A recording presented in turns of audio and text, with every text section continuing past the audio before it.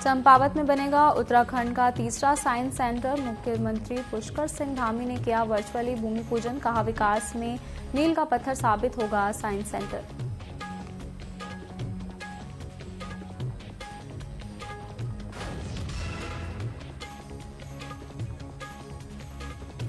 लोकसभा चुनाव को लेकर उत्तराखंड में सियासी सरगर्मी तेज। टिकट मिलने के बाद पूर्व सीएम त्रिवेंद्र सिंह ने राहुल को चुनावी शकंदा। हरिद्वार का रोड शो कार्यकर्ताओं ने किया जोरदार स्वागत।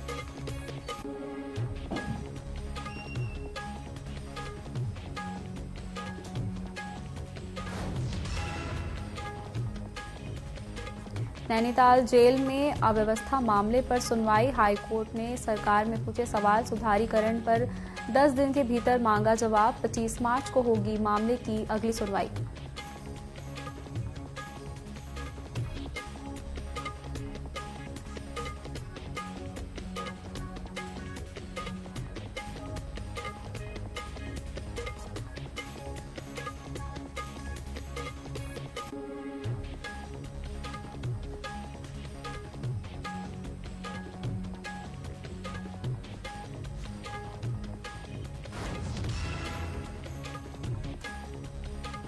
देहरादून में एसटीएफ की बड़ी कार्रवाई। 3 क्विंटल डोडा और 5 किलो अफीम के साथ 2 आरोपी गिरफ्तार। रांची में उत्तराखंड ला रहे थे नशे की खेप। ड्रग्स फ्री देवभूमि अभियान के तहत कार्रवाई।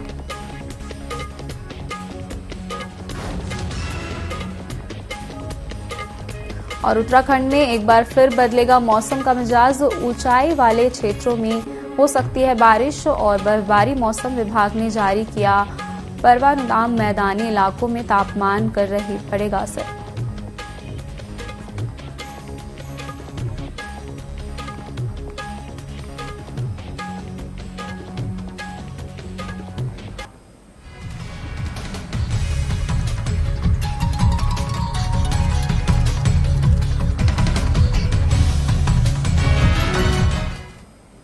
नमस्कार, न्यूज अपडेट में आप सभी का स्वागत है। मैं हूं आपके साथ शिवानी शुक्ला। अब बढ़ते हैं खबरों की ओर। मुख्यमंत्री पुष्कर सिंह धामी ने चंपावत में 55 करोड़ 53 लाख रुपए की लागत से बन रहे साइंस सेंटर का शुक्रवार को वर्चुअली भूमि पूजन किया। इस सेंटर में बनने से छात्र छात्राओं को पढ़ाई और शोध से मदद मिलेगी। इसके अलावा सीएम ने पहाड़ों में बढ़ रही नशे की लत को देखते हुए चंपावत में एक नशा मुक्ति केंद्र भी शुभारंभ किया। इस मौके पर सीएम धामी ने कहा कि अब विज्ञान केंद्र हमारे आदर्श चंपावत के विकास में मील का पत्थर साबित होगा।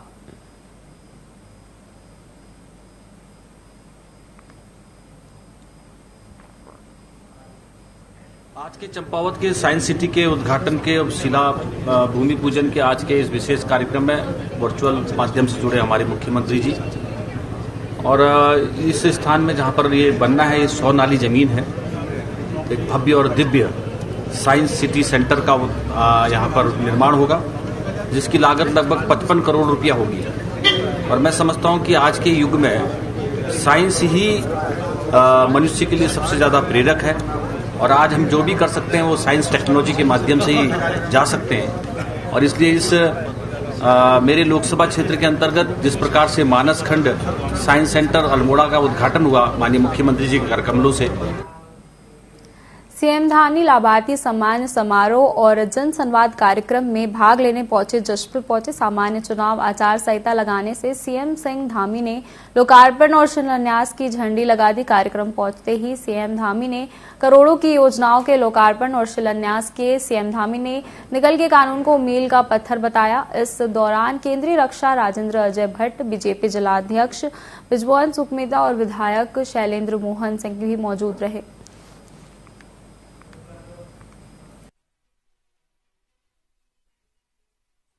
जनता का अपार स्नेह आज यहाँ अपने मुख्यमंत्री जी के प्रति देखने को मिला और बहुत बड़ी संख्या में मुझे लगता है कि जसपुर के अभी तक के इतिहास में सबसे बड़ा कार्यक्रम आज यहाँ पर संपन्न हुआ। उसको लेकर मैं जसपुर की समस्त जनता को बहुत बहुत बधाई देता हूँ, बहुत बहुत धन्यवाद देता हूँ।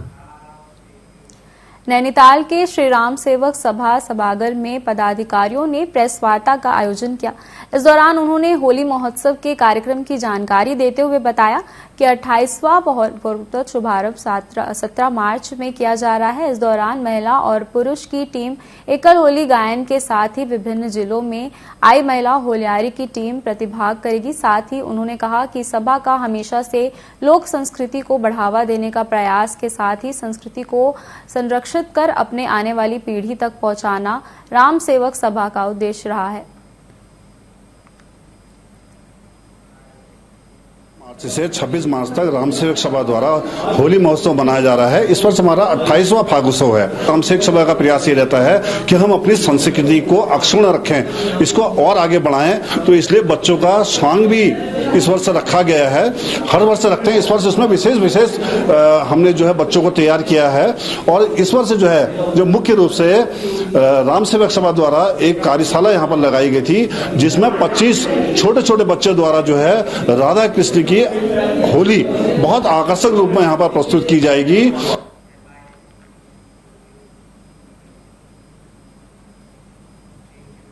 नैनीताल नगर पालिका सभागार भवन में शुक्रवार को वेंडर जोन कमेटी के साथ ही अधिशाली अभियंता द्वारा नगर में फर व्यवस्थाओं को वेंडिंग जोन चिन्हित करते हुए बैठक आयोजित की गई। नगर पालिका राहुल आनंद ने बताया, नगर पालिका ने हाई कोर्ट के आदेशानुसार नगर के बाद पत्थर, संयुक्त, क्विलियर और ततलीलाल में 4 वेंडिंग जोन बनाए गए थे, जिसमें पार्क के फंड खोआ व्यवस्थाओं को व्यवस्थित किया जाएगा, जिससे कुछ स्थानों पर कारोबारियों द्वारा अपनी सहमति प्रदान की जाएगी। पिछले जो टीबीसी की बैठक हुई थी उसके क्रम में अगली बैठक थी। पहली बात कि इस बैठक में जो पहली बात उनका कहना था कि कुछ इंक्लूसिविटी की कमी थी, उसको पूरा कर लिया गया। सभी वर्गों के रिप्रेजेंटेटिव, चाहे वो एससी, एसटी, माइनॉरिटी, सभी के रिप्रेजेंटेटिव्स उपस्थित थे। उसके उपरांत जो है स्थल चयनों का जो मुद्दा था आज का मेन बैठक का था, तो उसके ऊपर डिस्कशन हुआ और उसके ऊपर वोटिंग भी कराई गई मेजोरिटी से। तो जो 2-3 स्थल हैं, जैसे कि हमारे स्नोव्यू के पास 2 स्थल हैं, साथ में एक लकड़ी टाल एक नया प्रपोज हुआ था, तो इन तीनों पे सर्वसहमति बनी है। इसके अलावा जो 2-3 स्थल और हैं, बाड़ा पत्थर के पास हैं, किलबरी चौराहा है, तो इन सब पे जो है अभी वोटिंग हुई है। वोटिंग के उपरांत अभी गिना जाएगा क्या मेजोरिटी में है या नहीं। पिछले जो उत्तरकाशी में आंगनबाड़ी कार्यकर्ताओं ने शुक्रवार को कलेक्ट्रेट कार्यालय में मानदेय बढ़ाने की मांग को लेकर धरना दिया। उन्होंने सरकार के खिलाफ नारेबाजी की। कार्यकर्ताओं का आरोप है कि सरकार उनके अधिकार का हनन कर रही है और आंगनबाड़ी कार्यकर्ताओं ने आचार संहिता के बाद इस आंदोलन को और भी उग्र बनाने का ऐलान किया है।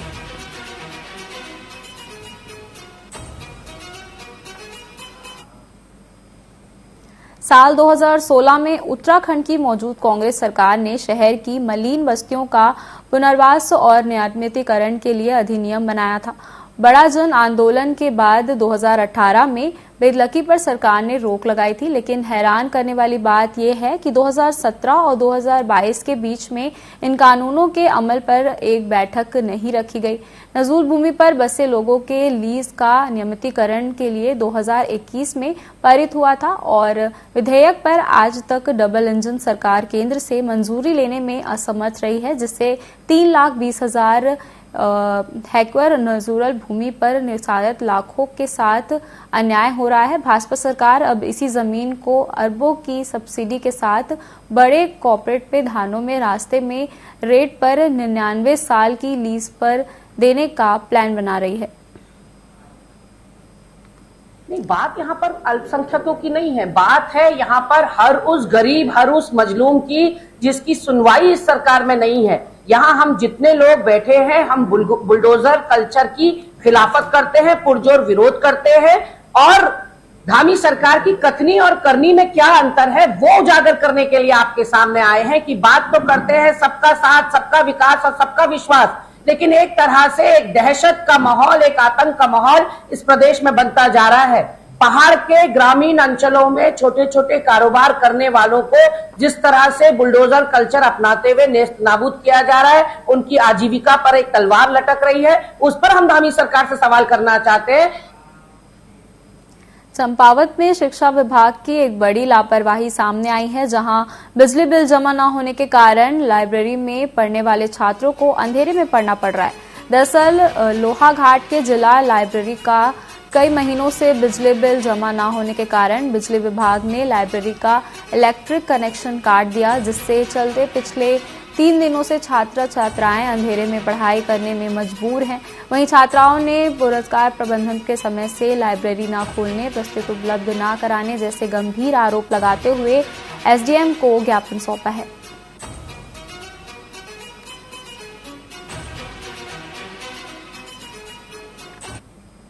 यहाँ सबसे बड़ी प्रॉब्लम यह है कि हम सुबह जैसे 4 बजे आते हैं, 5 बजे आते हैं, कोई 6 बजे आते हैं। तो जैसे आज और कल 6 बजे आ रखे थे, 6 बजे से हम बाहर ही थे।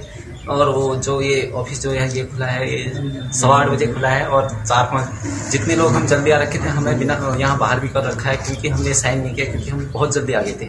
तो हमने कहा कि अभी तक क्यों नहीं खुला है, 4-5 दिन से यहाँ अव्यवस्था हो रही है बहुत ज़्यादा। हम प्रशासन से हमारी ये सभी समस्त पाठकों की यही मांग है कि इसके निराकरण के लिए जल्दी से जल्दी जो भी उपाय हो वो कीजिएगा, और लाइट की व्यवस्था, मेन लाइट है, इसकी व्यवस्था जल्दी से जल्दी।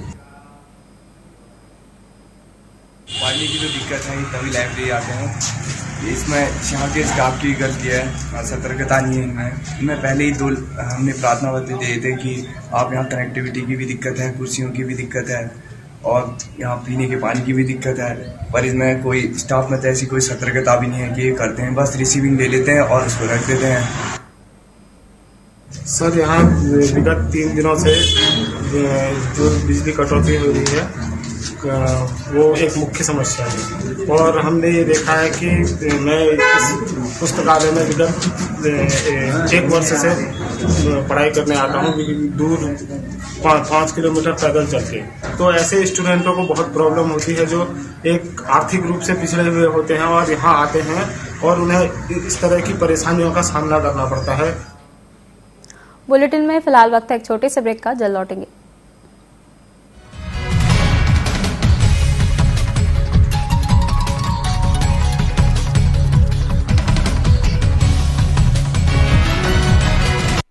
यशस्वी प्रधानमंत्री श्री नरेंद्र मोदी जी के मार्गदर्शन में गायों के संरक्षण और संवर्धन के लिए मध्य प्रदेश के संवेदनशील मुख्यमंत्री डॉक्टर मोहन यादव के नेतृत्व में ऐतिहासिक कदम उठाए जा रहे हैं।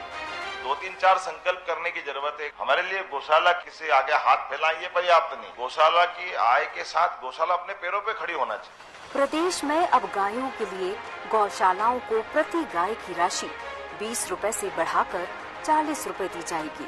इसके साथ ही अधूरी गौशालाओं का निर्माण पूर्ण किया जाएगा और नई गौशालाएं खोली जाएंगी। साथ ही इस बार हिंदू नववर्ष को गौवंश रक्षा वर्ष के तौर पर मनाया जाएगा। गौवंश संरक्षण के लिए प्रतिबद्ध मध्य प्रदेश।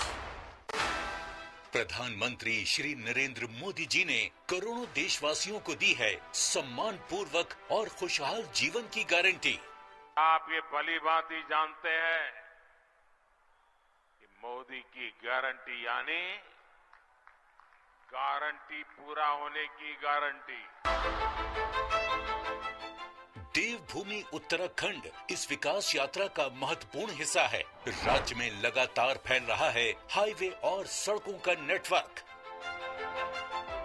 दिल्ली देहरादून एक्सप्रेसवे से समय की बचत होगी और निवेश के रास्ते खुलेंगे, यानी मजबूत अर्थव्यवस्था की गारंटी। 4 धाम ऑल वेदर रोड और 4 धाम रेल लाइन से श्रद्धालुओं को मिली है सुरक्षित और सुगम 4 धाम यात्रा की गारंटी। राज्य के दूरस्थ गांवों तक पात्र लाभार्थियों को अनेक कल्याणकारी योजनाओं से जोड़ा गया है। पीएम आवास योजना से गरीब परिवारों को मिली है पक्के घर की गारंटी। पीएम सौभाग्य योजना से बिजली, जल जीवन मिशन से स्वच्छ पानी, पीएम गरीब कल्याण अन्न योजना से राशन और आयुष्मान भारत योजना से 5 लाख रुपए तक मुफ्त इलाज की गारंटी। महिलाओं के जीवन में बड़े स्तर पर सुधार आया है। उज्ज्वला योजना से मिले मुफ्त गैस कनेक्शन से धुआं रहित ईंधन और लखपति दीदी योजना ने आर्थिक सशक्तिकरण की दी है गारंटी। पीएम किसान सम्मान निधि से साल में 6,000 रुपए की गारंटी। मोदी सरकार की गारंटी उसके पास भी है जिसके पास गारंटी देने के लिए भी कुछ नहीं। पीएम स्वनिधि योजना से स्ट्रीट वेंडर और प्रधानमंत्री मुद्रा योजना से लघु व्यवसायियों को मिल रही है आसान कर्ज की गारंटी। हर वर्ग का हो रहा है कल्याण, सभी के लिए खुल रहे हैं खुशहाली के द्वार। क्योंकि हर उत्तराखंड वासी को मिली है मोदी सरकार की गारंटी। सरकार का प्रयास गांव में रहने वाली बहनों को लखपति दीदी बनाने का है। मैं पिछले दिनों मध्य प्रदेश गया था, वहां ये स्वयं सहायता समूह की आदिवासी बहनों से मिलना हुआ। जितने समूह थे उन्होंने कहा अब तो हमारी पहचान है, हम लखपति दीदी हैं। अपनी उड़ान है भर रही है, बादलों तक उड़ चुके, मुश्किल सफर था तय किया, नाकामियों से लड़ चुके, नए भारत की नारी है। यशस्वी प्रधानमंत्री श्री नरेंद्र मोदी जी के मार्गदर्शन में मध्य प्रदेश के युवा मुख्यमंत्री डॉक्टर मोहन यादव के नेतृत्व में स्व सहायता समूहों के माध्यम से मध्य प्रदेश की महिलाएं आत्मनिर्भर और स्वावलंबी बन रही हैं। समर्थ नारी शक्ति, समृद्ध मध्य प्रदेश। मोदी की गारंटी और विष्णु के सुशासन। मध्य प्रदेश ने विगत 90 दिनों में रचे नए कीर्तिमान। 90 दिन आध्यात्मिक अभ्युदय, अधोसंरचना विकास के, नई ऊर्जा, नवाचार, सुशासन, विश्वास विकास के। 90 दिन नारी शक्ति के सम्मान के, युवाओं के उत्थान के, बेहतर स्वास्थ्य और शिक्षा के नए आयाम के। 90 दिन रोजगार के अवसर और किसान कल्याण के, गरीब वर्ग के चेहरे पर मुस्कान के। विजनरी प्रधानमंत्री श्री नरेंद्र मोदी जी के मार्गदर्शन में युवा एवं ऊर्जावान मुख्यमंत्री डॉक्टर मोहन यादव ने मुख्यमंत्री पद की शपथ लेने के 90 दिनों के अंदर ही प्रदेश के विकास को चौतरफा गति दी है।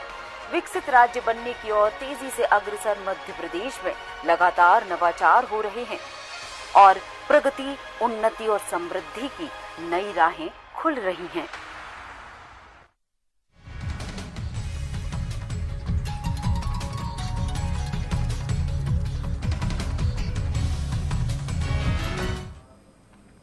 ब्रेक के बाद आपका स्वागत है। बढ़ते हैं खबरों की ओर।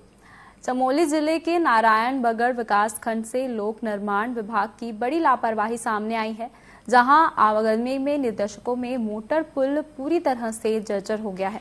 ऐसे में आवाजाही करने वाले राहगीरों के लिए एक खतरा बना रहता है। वहीं विभाग की ओर से पुल के दोनों तरफ चेतावनी बोर्ड भी लगाया गया है, जिसमें लिखा है कि पुल क्षतिग्रस्त है और इस मोटर पुल पर बड़े वाहनों की आवाजाही प्रतिबंधित है। जबकि स्थानीय लोगों का आरोप है कि चेतावनी के बाद भी पुल के भारी वाहनों की आवाजाही धड़ल्ले में होते रहती है, जिसके लेकर विभाग की ओर से ठोस कदम नहीं उठाए जा रहे हैं।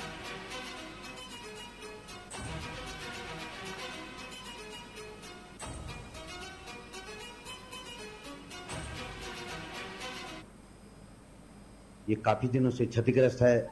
बीच में एक साल पहले कुछ यहाँ पे सरकार द्वारा कार्य किया गया था, पर जो घटिया कार्य हुआ उससे आज पूरे 33 गांवों को जोड़ने वाला जो ये मार्ग है, ये पुल एकदम से क्षतिग्रस्त हो चुका है।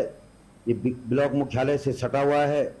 यहाँ पे 15 दिन में 20 दिन में इस क्षेत्र के माननीय विधायक जी और वर्तमान में जो यहाँ के सांसद जी और प्रमुख जी हमेशा इस पुल से चलते हैं, लेकिन वो जनता की अनदेखी करते हुए स्कूल के बच्चे काफ़ी यहाँ पे जोखिम भर करके इस पुल से गुजरते हैं। हर समय खतरा बना हुआ है। ये काफ़ी दिनों से क्षतिग्रस्त। नारायणबगड़ का जो पुल है उसके लिए हमने वो लाइट व्हीकल के लिए पुल है, उसके लिए हमने वहाँ थानाध्यक्ष को भी चिट्ठी लिख के कि लाइट व्हीकल ही होगा, दोनों तरफ उस पर पब्लिक के लिए भी जारी कर रखा है।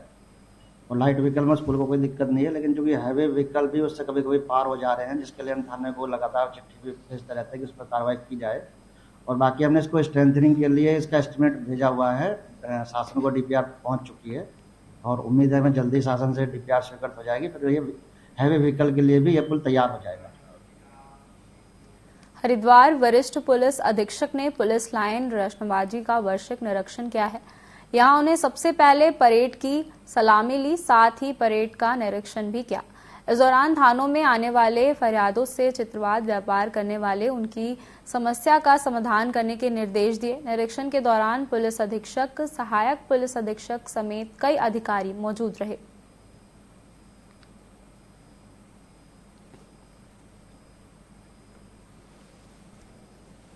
आज पुलिस लाइन का मुआयना किया गया था, जिसमें यहाँ के जो वाहन हैं उनके रखरखाव के, जो पुलिस के जो भी हमारे रिकॉर्ड्स हैं उनका रखरखाव और जो भी हमारी जीपी लिस्ट है उनका मिलान और क्या क्या हमारी जितने जो ड्यूटियाँ हमारी बाहर जा रही हैं, कितनी ड्यूटियाँ अलग अलग जगह पर हमारी प्लेस्ड हैं, उन सभी का एक मुआयना किया गया था और इसमें आवश्यक हिदायत भी आरआई को और जो संबंधित हमारे अधिकारी हैं उनको दी गई थी। इसमें पुलिस का जो वेलफेयर है उस पर ध्यान देने के साथ साथ जितना हमारे संसाधन है उनका मैक्सिमम उपयोग करने का इसके लिए हम लोग लगातार प्रयास भी कर रहे हैं। और शुक्रवार को चमोली में दीवाल बाजार महिला समूह द्वारा उत्पादित उत्पादों को बढ़ावा देने के लिए ब्लॉक प्रमुख दीवाल दर्शन की अध्यक्षता में अपूर्ण बाजार लगाया गया। बाजार कार्यक्रम में थराली में पूर्व विधायक मुन्नी देवी शाह ने बतौर मुख्य अतिथि शामिल हुए। वहीं ब्लॉक प्रमुख देवा दर्शन ने कार्यक्रम की जानकारी देते हुए कहा कि 8 मार्च को अंतर्राष्ट्रीय महिला दिवस के साथ ही महाशिवरात्रि पर्व होने की वजह से महिलाओं को सम्मानित नहीं किया जा सका था। वहीं उन्होंने बताया कि विभिन्न क्षेत्रों में उत्कृष्ट कार्य करने वाली महिलाओं को सम्मानित करने के लिए अपूर्ण बाजार लगाया जाएगा। हम पिछले कई सालों से इस पर प्रयास भी कर रहे हैं और इसमें हमें सफलता भी मिल रही है। साथ ही साथ आज हमने अपूर्ण बाजार जो स्थानीय उत्पाद हैं, आज मुझे कहते हुए खुशी है, जब मुझे ब्लॉक प्रमुख की जिम्मेदारी मिली थी तब 80 महिला समूह यहाँ पर कार्य करती थी, लेकिन आज 480 महिला समूह कार्य कर रही हैं। आज आपने देखा होगा कि हमारी बहनें जो स्थानीय उत्पाद हैं, चाहे हमारा राजमा है, हमारी चौला है, हमारा हरी सब्जी है, सबको लेकर मार्केट में पहुंची हैं, बाजार लगा हुआ है। तो कहीं ना कहीं ये हमारे जो महिलाएं हैं, जिस तरीके से हमारे प्रधानमंत्री जी का एक मूल मोटिव है कि लोकल फॉर वोकल की। नैनीताल दुग्ध उत्पादक सहकारी संघ के नवनिर्वाचित अध्यक्ष मुकेश बेरा सहित प्रबंध कमेटी सदस्यों का स्वागत समारोह आयोजित किया गया। इस दौरान डेयरी परीक्षण संस्थान में सभागार में सभी फूल महिलाओं के साथ शॉल ओढ़कर सम्मान किया गया। इस मौके पर नैनीताल इंडस्ट्रीज कॉरपोरेशन बैंक में चेयरमैन राजेंद्र सिंह नैनी ने आंचल के उत्पाद को नई ऊंचाइयों पर ले जाने की बात कही।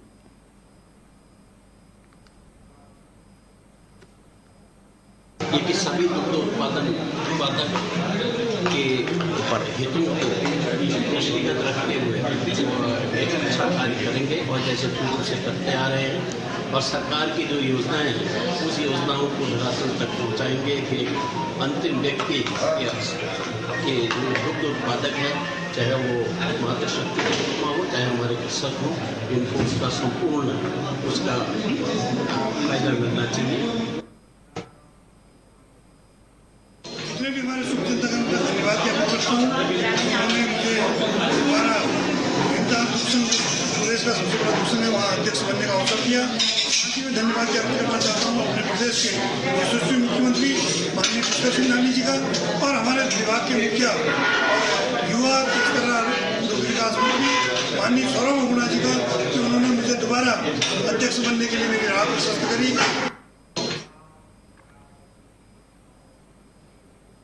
कालाढूंगी नगर पंचायत को नगर पालिका बनाए जाने पर बीजेपी कार्यकर्ताओं ने खुशी का माहौल देखा जा रहा है। प्रदेश प्रवक्ता विकास भगत ने नेतृत्व में कालाढूंगी भाजपा मंडल अध्यक्ष विक्रम जयसवाल में सहित दर्जनों भाजपा कार्यकर्ताओं ने मुख्य बस स्टैंड मिठाई बांटकर सीएम धामी और क्षेत्रीय विधायक मंगीधर पे भगत में आभार जताया है।